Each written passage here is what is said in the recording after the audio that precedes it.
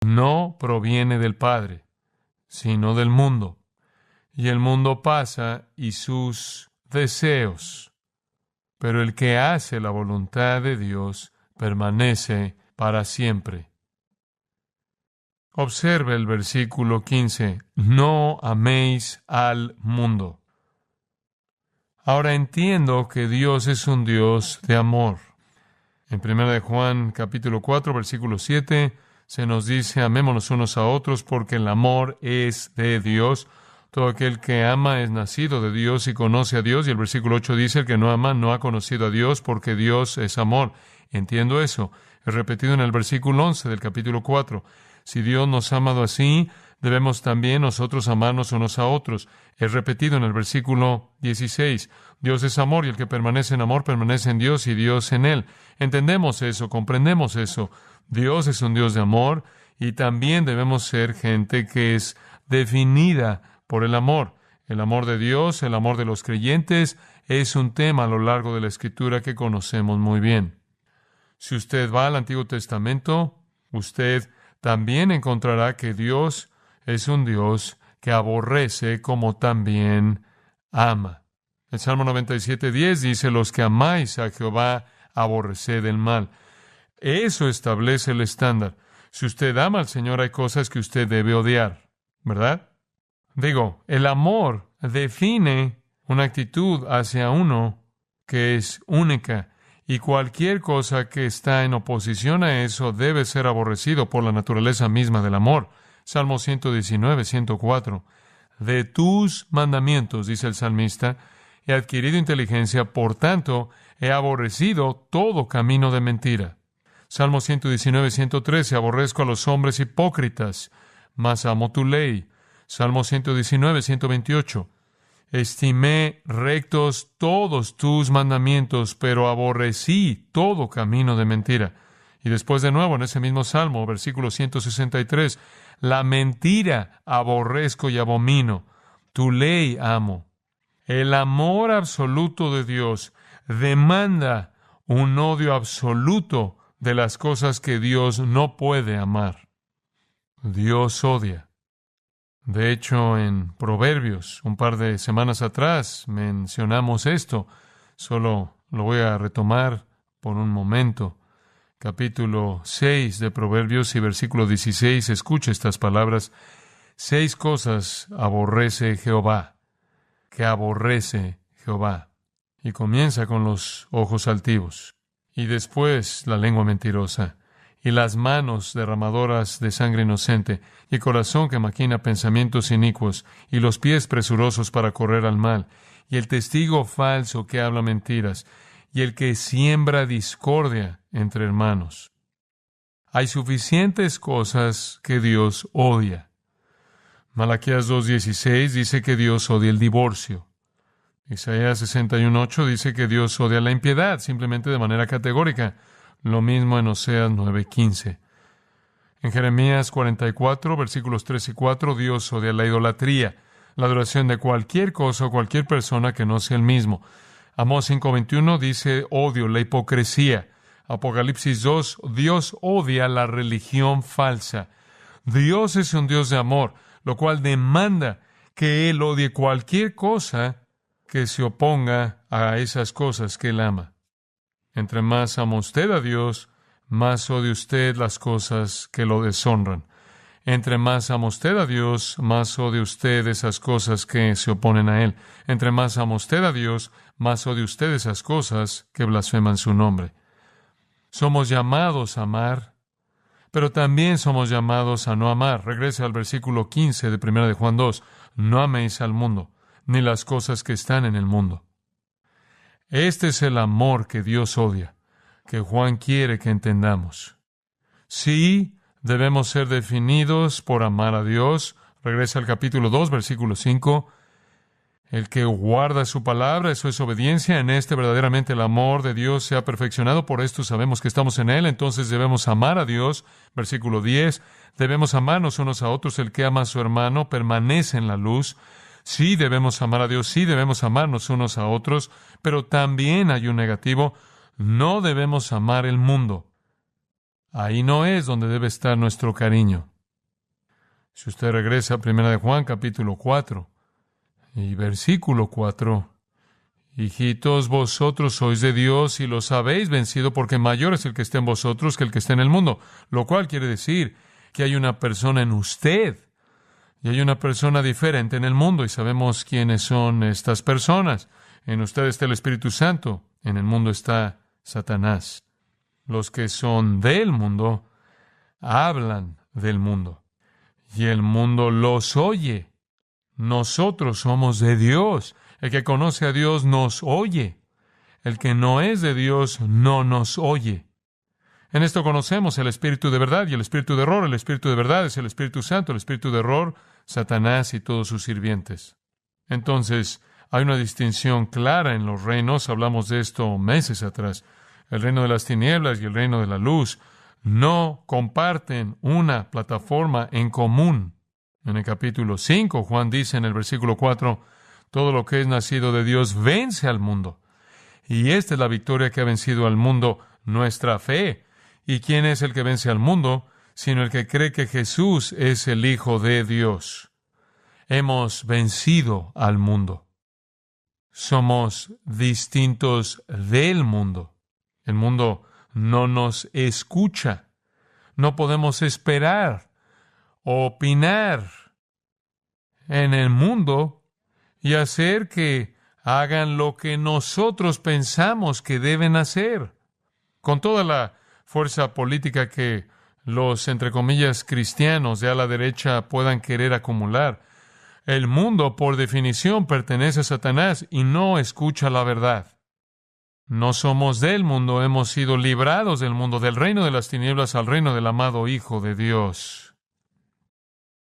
Todo eso para decir que no debemos esperar nada del mundo.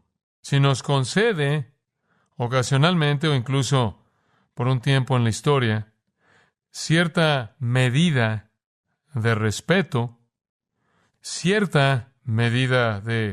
respeto, a la palabra de Dios o a lo que llamamos moralidad cristiana, eso es una anomalía. Eso no debe ser esperado. Eventualmente el mundo va a actuar como el mundo. Va a manifestarse lo que es. Entonces regresamos al mandato, al principio del versículo 15. No améis al mundo, ni las cosas que están en el mundo. Ahora quiero darle varias razones por las que se nos manda no amar al mundo. Número 1, debido a lo que es.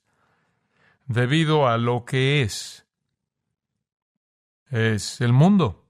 Ahora, el mundo podría significar varias cosas. Cosmos es el término.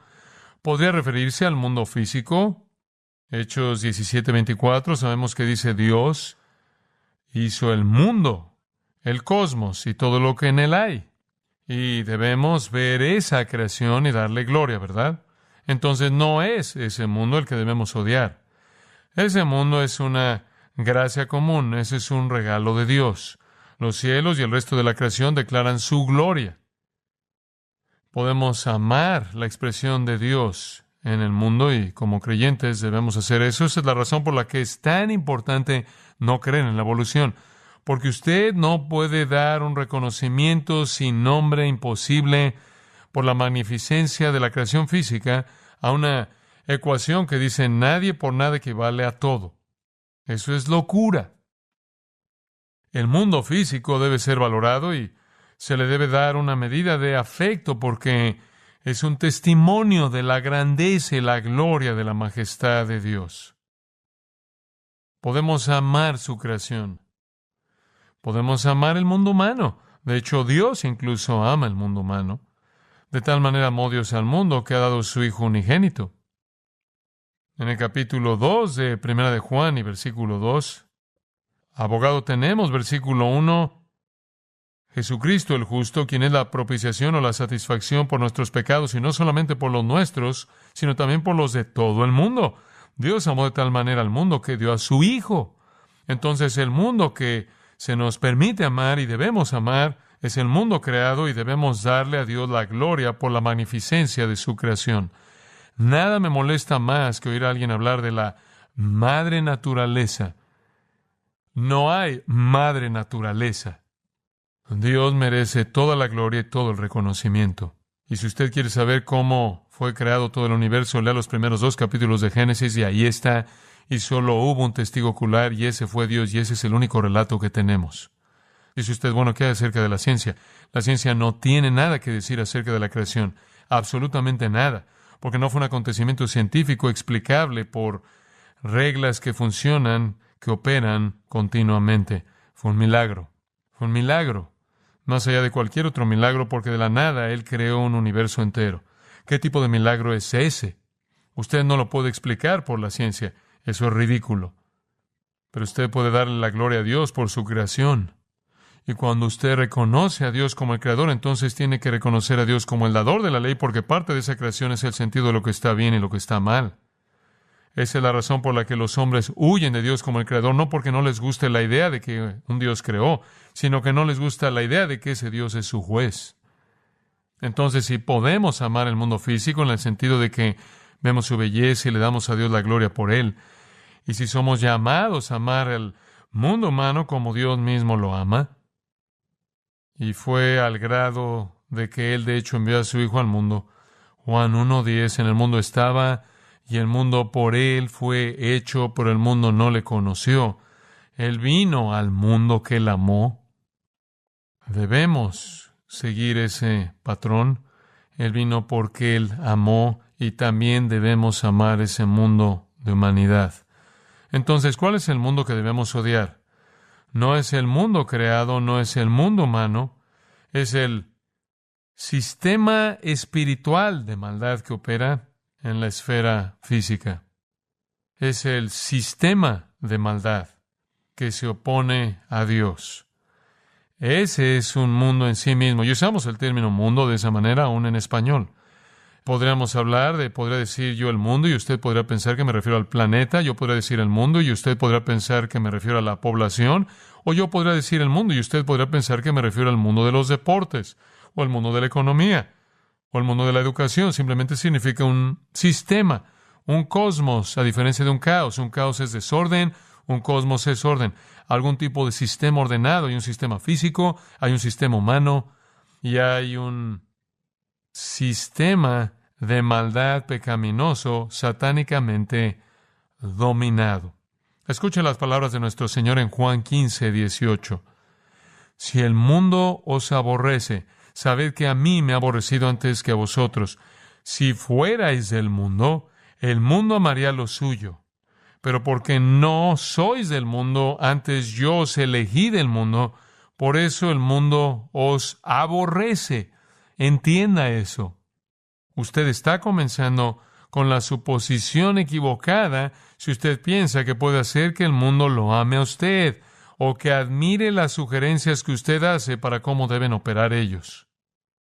En la oración sumo sacerdotal de Jesús, en Juan 17, versículo 14, Él dijo, yo les he dado tu palabra, hablando de los apóstoles, y el mundo los aborreció, porque no son del mundo como tampoco yo soy del mundo. Entonces lo que Juan nos está diciendo es, no pueden amar el mundo debido a lo que es. Es un sistema de maldad completamente opuesto a todo lo que Dios desea.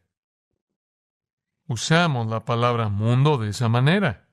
Así lo hace Juan. Juan dice en el capítulo 5 de 1 de Juan, versículo 19, realmente una afirmación amplia, sorprendente. Sabemos que somos de Dios. Y el mundo entero está en el maligno. ¿Quién está a cargo del mundo? El sistema, el maligno. La gente no salva es llamada hijos del mundo en Lucas 16:8. Somos hijos de Dios. Primera de Juan 4, quizás deba ver eso. Amados, no creáis, versículo 1, a todo espíritu, sino probad los espíritus si son de Dios, porque muchos falsos profetas han salido por el mundo. El sistema está literalmente lleno de mentirosos. En esto conoced el Espíritu de Dios, todo espíritu que confiese que Jesucristo ha venido en carne es de Dios, y todo espíritu que no confiesa que Jesucristo ha venido en carne no es de Dios, y este es el espíritu del anticristo, el cual vosotros habéis oído que viene y que ahora ya está en el mundo. Hijitos, vosotros sois de Dios y los habéis vencido, porque mayor es el que está en vosotros que el que está en el mundo. Esta es una distinción clara y significativa. Jesús, en Juan 12:31, llamó a Satanás el príncipe de este mundo. Satanás involucra a la raza humana entera de gente no regenerada en su sistema malo. Escuche Efesios 2:2. Antes de que usted fuera salvo, usted estaba operando, versículo 2, conforme al príncipe de la potestad del aire, el espíritu que ahora opera en los hijos de desobediencia. Usted estaba viviendo en los deseos de su carne, haciendo la voluntad de la carne y de los pensamientos, y era por naturaleza hijo de ira, lo mismo que los demás. Cuando usted entiende lo que es el sistema del mundo, debe bajar las expectativas que usted tiene de que ellos hagan algo que agrade a la iglesia de Jesucristo. ¿Por qué lo esperaríamos? El mundo no es nuestro hogar. Filipenses 3:20, nuestra ciudadanía está ¿dónde? En los cielos. El espíritu del anticristo, 1 Juan 4:3, ya está en el mundo. El mundo, capítulo 4, versículo 1, está cargado de mentirosos y falsos profetas. Y el mundo no se puede relacionar con nosotros porque somos los hijos de Dios. El mundo y el pueblo de Dios son dos realidades completamente incompatibles. 1 Juan 3:13. Juan, en cierta manera, lo resume: hermanos míos, no os extrañéis si el mundo os aborrece. Entonces, ¿a dónde voy con esto? Lo que está comenzando a pasarnos es lo que debemos estar esperando. Es lo que debemos estar esperando. El mundo no va a escuchar la verdad. Escucha mentirosos. Ellos son del mundo, por lo tanto hablan del mundo, y el mundo los oye. Nosotros somos de Dios. Nosotros hemos vencido al mundo, y en ese sentido vivimos en una esfera diferente, un reino diferente. Nuestra ciudadanía está en los cielos. La naturaleza misma del mundo lo coloca en oposición violenta al reino de Dios. El mundo es hostil a Dios. Simplemente recuérdelo. Es hostil por naturaleza a Dios, al Dios verdadero. Es hostil a Cristo. Es hostil a la piedad. Esa es la razón por la que Jesús, en esa afirmación en Juan 17:9, dijo que el mundo está tan definido y está metido tan profundamente en su propia identidad que él dijo: no oro por el mundo. ¡Qué declaración! No oro por el mundo. Jesús se entregó a sí mismo por nuestros pecados para librarnos de este mundo presente. Pedro habla de la contaminación inherente del mundo. Entonces el mundo, esa es la sociedad, cómo la gente piensa y funciona. El complejo de sus ideologías, sus puntos de vista y sus conductas. Es hostil hacia Dios, hostil hacia Cristo, hostil hacia el Evangelio, hostil hacia la verdad, hostil hacia la piedad. Está dominado, como Juan dice, si usted ve el versículo 16, por los deseos de la carne, los deseos de los ojos, la vanagloria de la vida. Está dominado por la ambición carnal, está dominado por la soberbia, está dominado por la avaricia, está dominado por el placer personal, el deseo malo, sus opiniones están equivocadas, sus objetivos son egoístas, sus placeres son pecaminosos, su influencia es desmoralizadora, su política está corrupta, sus honores están vacíos, sus sonrisas son falsas y su amor es superficial. Este sistema de rebelión contra Dios está a cargo de Satanás y establecido sobre la tierra como la antítesis misma del reino y la iglesia de Jesucristo. Entonces, cristiano, no ame el mundo. Ahora, ¿qué significa la palabra améis? Bueno, está identificando el amor al nivel más alto. el verbo griego agapao, significa el tipo de amor que asciende, el tipo de amor más alto. Amar al mundo es darle al mundo un cariño del que no es digno de recibir. Es dejar que el mundo posea y gobierne el alma de usted, o gobierne sus expectativas, o determine las metas de su vida. Esto no puede ser cierto en un cristiano. Nosotros no podemos, no debemos asumir que hay alguna virtud redentora en amar al mundo con respecto a su sistema. El sistema del mundo está bien definido y voy a este texto mucho en 2 Corintios capítulo 10, en donde creo que esta es una definición muy clara. Versículo 5 de 2 Corintios 10, conforme salimos con la verdad, estamos derribando argumentos.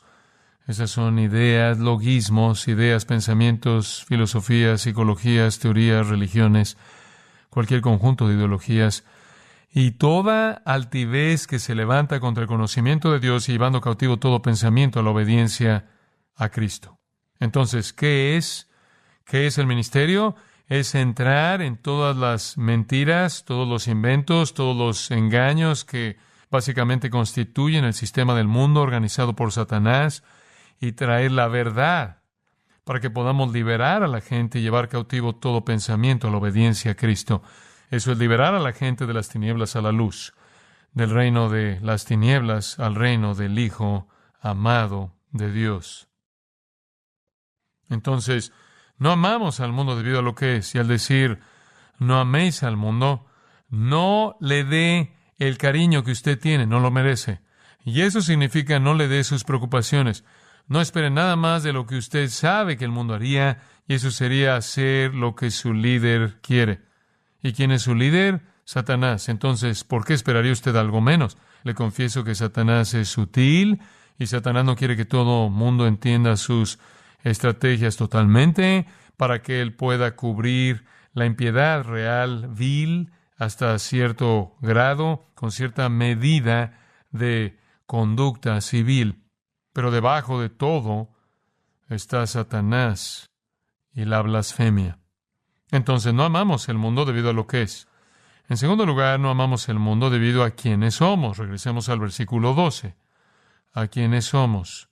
Os escribo a vosotros, hijitos, porque vuestros pecados os han sido perdonados por su nombre. Os escribo a vosotros, padres, porque conocéis al que es desde el principio. Os escribo a vosotros, jóvenes, porque habéis vencido al maligno. Os escribo a vosotros, hijitos, porque habéis conocido al Padre. Os he escrito a vosotros, padres, porque habéis conocido al que es desde el principio. Os he escrito a vosotros, jóvenes, porque sois fuertes, y la palabra de Dios permanece en vosotros, y habéis vencido al maligno. No amamos al mundo debido a lo que el mundo es, y debido a quiénes somos. Hemos vencido al mundo, ya leímos eso, y ahora él dice, al vencer al mundo hemos vencido al maligno. Esta realmente es una porción increíble de la Escritura porque nos dice atrás en el versículo 12 que todos somos hijos de Dios, porque nuestros pecados han sido perdonados.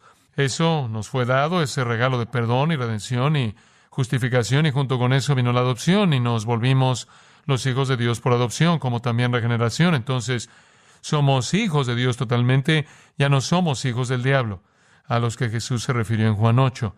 Ahora, como hijos de Dios, estamos en tres categorías. Véanlas ahí.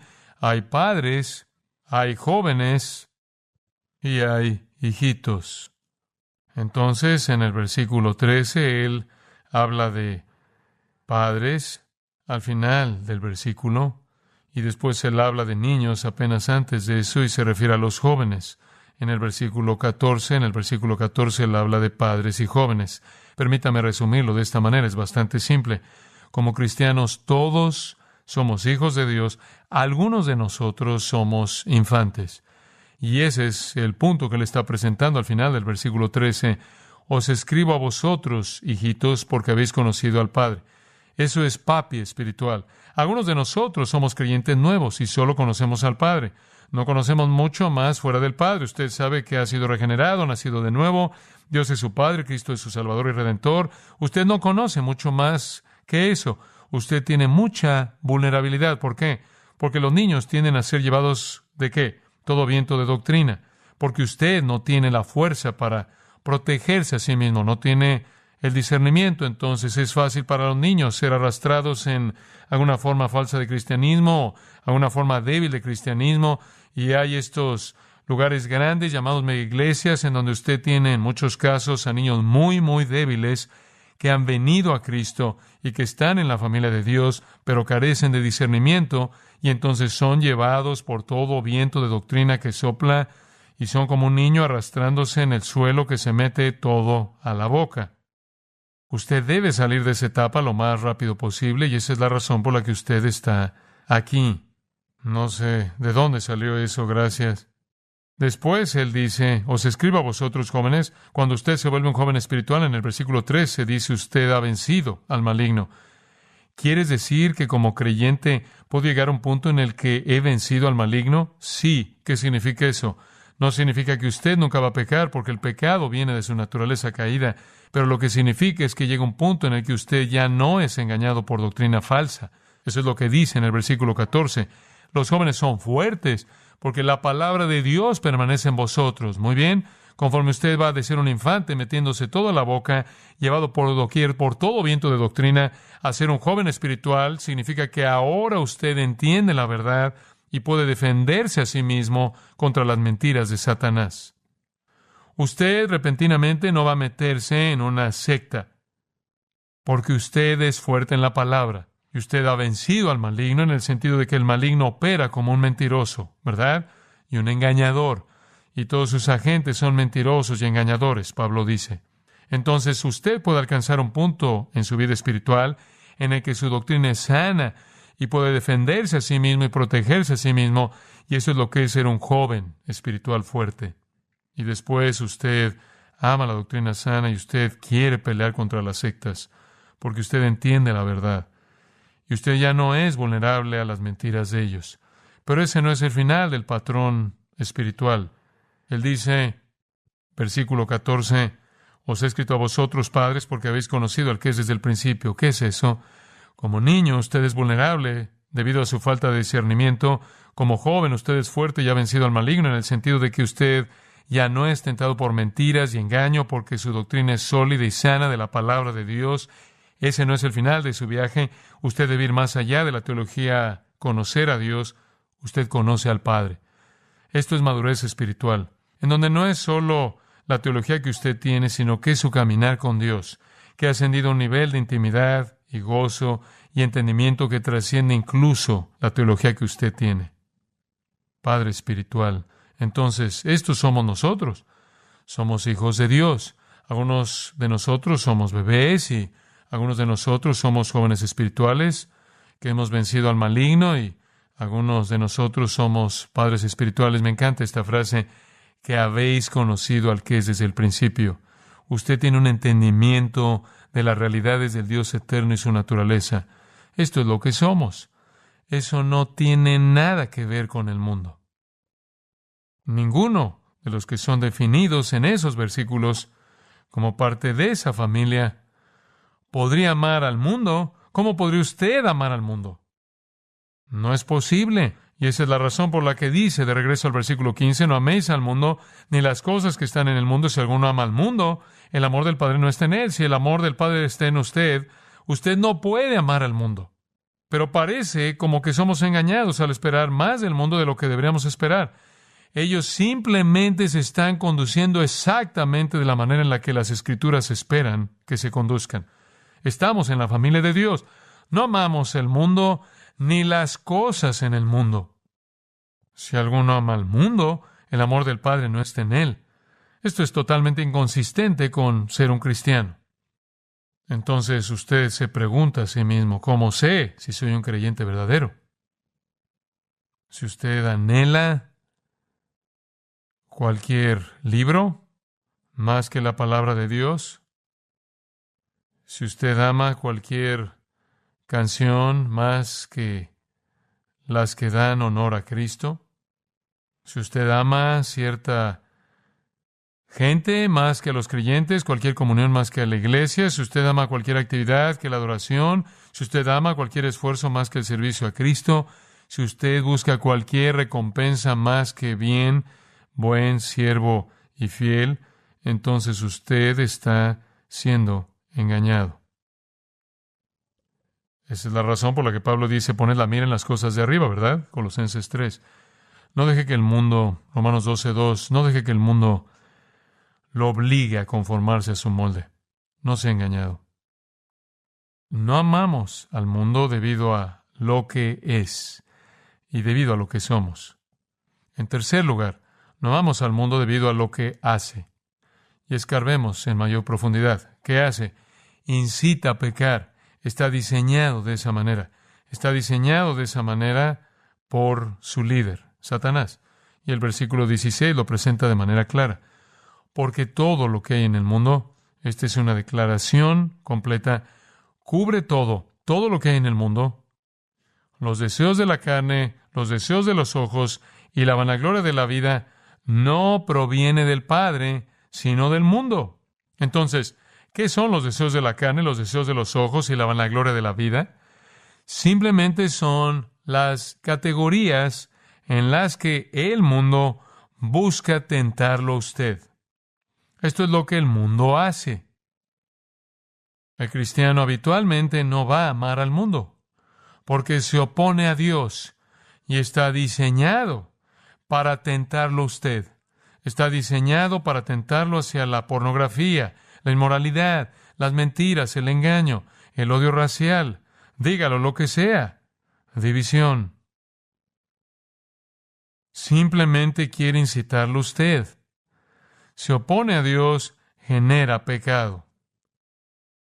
Es tan imposible para el amor del mundo coexistir con el amor a Dios, tan imposible como es para la luz coexistir con la oscuridad.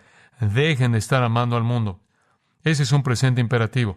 Dejen de estar amando al mundo. Es totalmente inconsistente. Todos sus tesoros, todos sus placeres, todos sus honores, todos sus poderes, todas sus posiciones, toda su riqueza, toda su sabiduría, toda su educación, toda su filosofía, todo eso es del mundo. Y está diseñado para seducirlo a usted. Capítulo 3 de 1 de Juan, versículo 17. El que tiene bienes de este mundo y ve a su hermano tener necesidad y cierra contra él su corazón, ¿cómo mora el amor de Dios en él? Simplemente para mencionar que este mundo tiene sus bienes. Y algunos de ellos pueden ser útiles si son usados, obviamente, para propósitos del reino. Pero en general, no tenemos cariño o alguna razón para pensar que el mundo nos está ofreciendo algo que extenderá nuestra vida cristiana y testimonio. Si usted ama al mundo, el amor del Padre no está en usted. Lo único que el mundo hace es incitar pecado. Su entretenimiento está diseñado para eso, su educación está diseñada para eso, su política está diseñada para hacer eso, sus filosofías están diseñadas para hacer eso. De regreso al versículo 16, todo lo que hay en el mundo no proviene del Padre. Todo no proviene del Padre. Ahora, cuando Eva fue tentada atrás en Génesis 3, Satanás vino y ella vio el fruto y ella vio que era agradable a los ojos, que era bueno para comer y que la haría como Dios. Esa fue la tentación. Esas son las tres puertas al pecado. Los deseos de los ojos, se veía bien. Los deseos de la carne, ella pensó que sabría bien y la haría sabia. Entonces usted tiene los deseos de los ojos, los deseos de la carne y la vanagloria de la vida. A partir de Génesis 3 sabemos cuál va a ser la puerta. Hablemos de la vanagloria de la vida por un momento. Esto no necesariamente significa solo su cuerpo, esto significa su condición caída.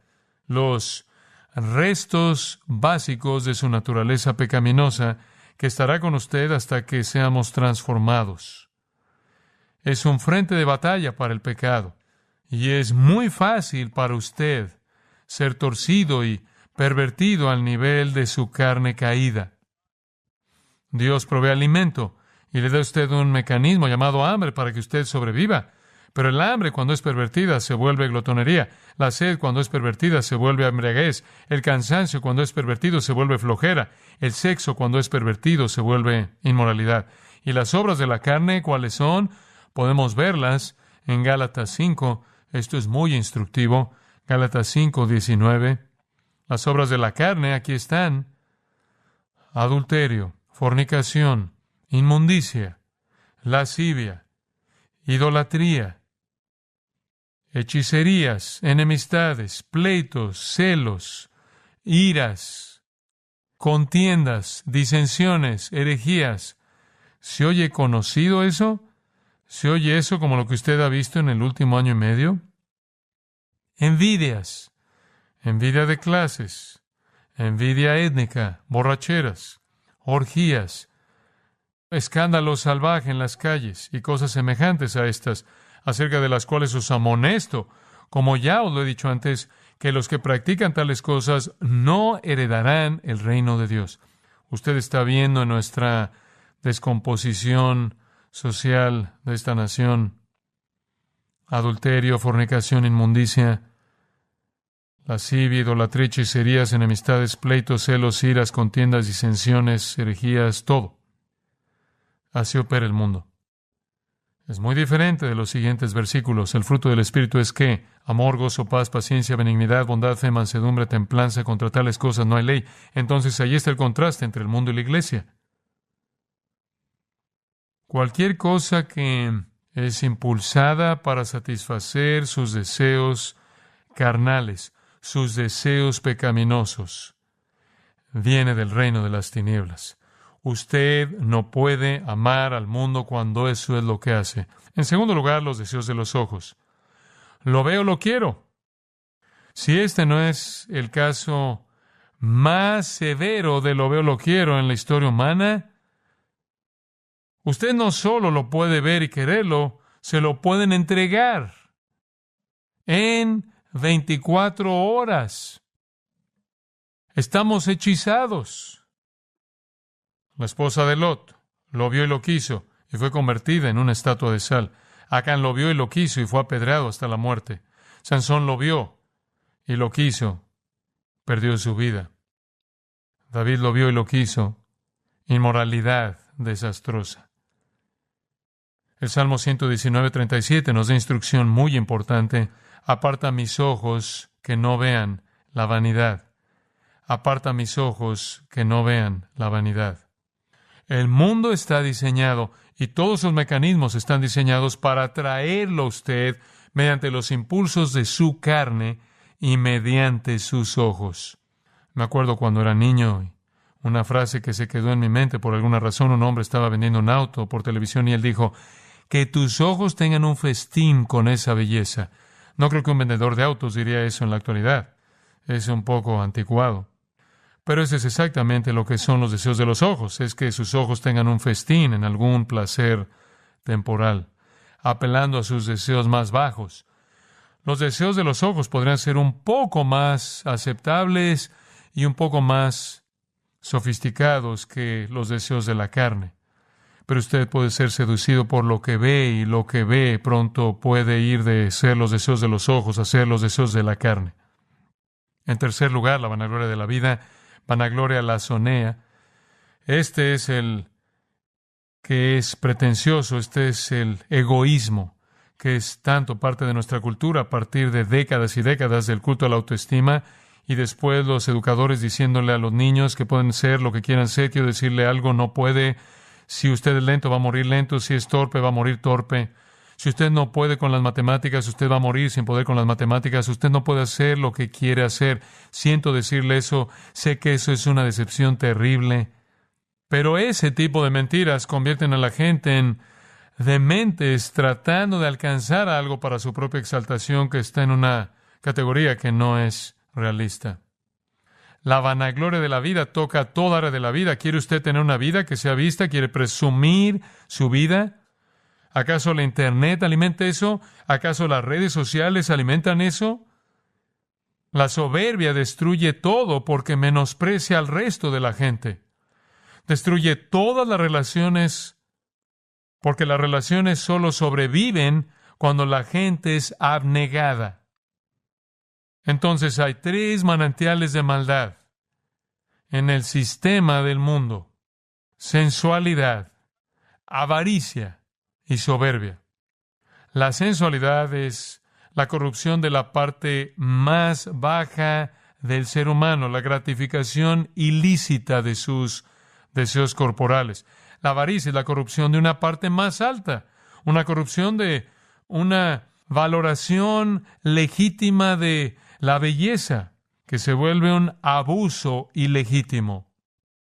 La soberbia es la corrupción incluso de la parte más alta del hombre, su ser mismo. Y la corrupción definitiva es la exaltación personal. Entonces usted va de lo más bajo, la gratificación de su deseo corporal, lo cual normalmente es algo que usted hace en privado, a la avaricia, lo cual es poseer algo que usted ve con sus ojos que no le molesta compartir con otras personas. En cierta manera es el punto, hasta el nivel más alto, en donde lo único que usted quiere hacer es exaltarse a sí mismo. Entonces usted va de la realidad de que Satanás quiere que usted haga cosas que usted tiene que esconder. Él quiere que usted haga cosas que usted comparte, y Él quiere que usted haga cosas que lo elevan a usted por encima de los demás. Mediante la sensualidad, nos hundimos a un nivel más bajo que los animales. Mediante la soberbia, nos levantamos a un nivel alto para competir con Dios. Así es como cayó el diablo. Él fue levantado con soberbia. Escuche, esto es lo que el mundo hace. Esto es lo que hace. Entonces no amamos al mundo debido a lo que es. Es el reino de Satanás. Debido a quienes somos, estamos en la familia de Dios. Somos la familia de Dios. Debido a lo que hace, nos seduce a pecar. Y un punto final. No amamos al mundo debido a dónde va. Versículo 17. Algunos de ustedes están diciendo, no puedo esperar para la próxima elección. Le tengo noticias, no va a ser nada diferente. Todavía es el mundo. Entonces, esto es lo que usted debería estar buscando. El mundo pasa. Y cuando se vaya, sus deseos se van también. No enganche su vagón a eso. Esa es una estrategia de pérdida. Esa es una estrategia de pérdida. ¿Por qué? ¿Por qué desperdiciar su energía cuando el mundo está pasando? Paragetai. Se está desintegrando. Se está desmoronando. Está en proceso de disolución porque está podrido de arriba abajo, de lado a lado, del frente hacia atrás. Se va a autodestruir porque el principio de muerte está en operación completa en todo punto posible. Conlleva dentro de sí su propia destrucción. Y después usted le añade la destrucción que Dios traerá. Segunda de Tesalonicenses, capítulo 2, describe esa destrucción. Vendrá un tiempo cuando el Señor venga y Él va a destruir, claro, al anticristo con el espíritu de su boca. Capítulo 2, versículo 8, con el resplandor de su venida. Inicuo, cuyo advenimiento es por obra de Satanás.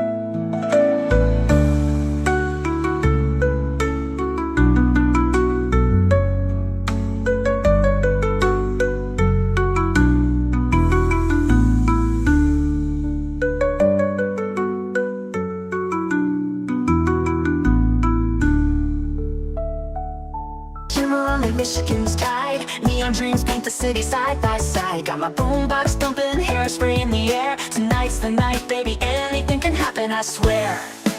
He's got eyes like fire, a smile like a summer day. And when he looks at me that way, my heart just starts to sway. He's across the room, but I know what he's thinking. Underneath this disco ball, our hearts are gonna be linking. When he's sitting nice, hearts beating like a drum. Got that magic feeling, something beautiful's begun. He's holding out his hand under the neon glow. Tonight we're gonna rewrite the stars, baby, don't you know? We're cruising down Lakeshore Drive, radio blasting our song. He's holding my hand tight, knows how to treat a girl right all night long. We're young, we're wild, got the whole world at our feet. This feeling's electric, baby, can't you feel the heat? He leans in close, whispers secrets in my ear. The city fades away, all I hear is him right here. Fireworks in my soul, this moment's meant to be. Underneath the Chicago moon, he's everything to me. He's got eyes like fire, a smile like a summer day. And when he looks at me that way, my heart just starts to sway. He's across the room, but I know what he's thinking.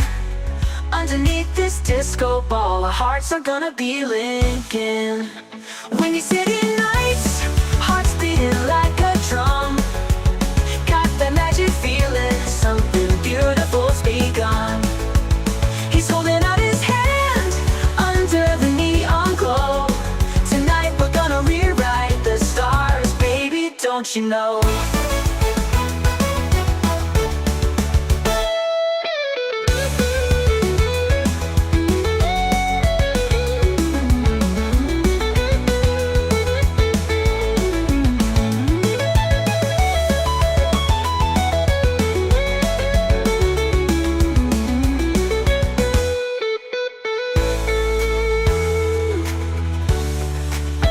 When you're sitting nights, hearts beating like a drum.